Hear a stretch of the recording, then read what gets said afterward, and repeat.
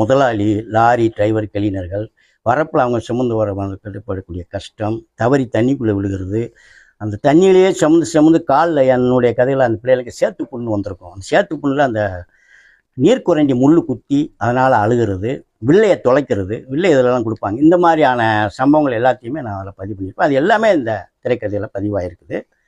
சினிமாவுக்காக சில விஷயங்களை சேர்த்துருக்குறாங்க. அது மற்றபடி அது முழுக்க என்னுடைய திரைக்கதை தான்.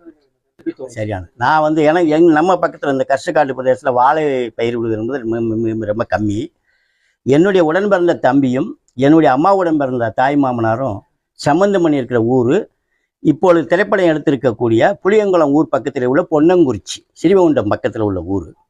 அங்கே வாழை தான் பிரதான பயிர். அப்போ நான் எனக்கு லீவு கிடைக்கும் போது, போர் அடிக்கும் போதெல்லாம் என் தம்பி ஊருக்கு, எங்கள் மாமா ஊருக்குன்னு சொல்லி நாங்கள் ஒரு வாரம் 10 நாள் அங்கே போய் இருப்பேன். எனக்கான சில விஷயங்கள் அங்கே தேவைப்படும்.